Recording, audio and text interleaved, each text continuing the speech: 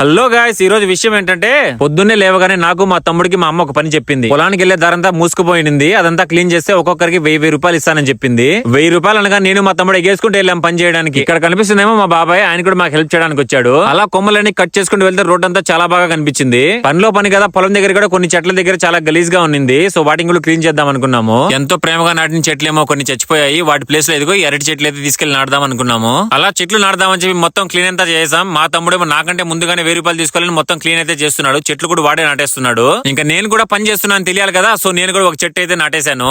చనిపోయిన చెట్ల ప్లేసుల్లో మా నాన్న కొన్ని చెట్లు అయితే తీసుకొచ్చాడు నాటాలని చెప్పి. ఇంకా సేమ్ వాటిని కూడా గోతులు తెవ్వేసి మొత్తం చెట్లు అయితే నాటేశాము. మా తమ్ముడు 1000 రూపాయల ప్రైజ్ మనీ కోసం చాలానే కష్టపడుతున్నాడు. నేనేమో ఇలా వీడియో తీసుకుంటూ ఉన్నాను. చెట్లకు నీళ్లు పోవాలని కాలువలన్నీ బాగా క్లీన్ చేసాము. ఇదిగో ఇంత బాగా కనిపిస్తున్నాయి. ఇక్కడ కనిపిస్తున్న పంట అంతా మేమే వేసాము. దీనికైతే చాలా డబ్బు అయితే ఖర్చు అయింది. పంట కోసం మా నాన్న అయితే అప్పు కూడా తీసుకొచ్చాడు. ఇదిగో అదే ఆ డబ్బు. పనంతా అయిపోయాక మా అమ్మ దగ్గరికి వెళ్ళి డబ్బులు తీసుకుందామని డబ్బులు అడిగితే మా అమ్మేమో మా ఇద్దరు చేతులు 50 రూపాయలు పెట్టింది. మీరు ఎలాగో ఇంట్లో ఒక్క పని కూడా చేయట్లేదు కదరా, అందుకే డబ్బా చూపించి మీ దగ్గర కూలర్లా పని చేయించాను. మీకు అన్నం పెడుతుందే గొప్ప, మళ్ళీ డబ్బులు కూడా ఇవ్వాలా?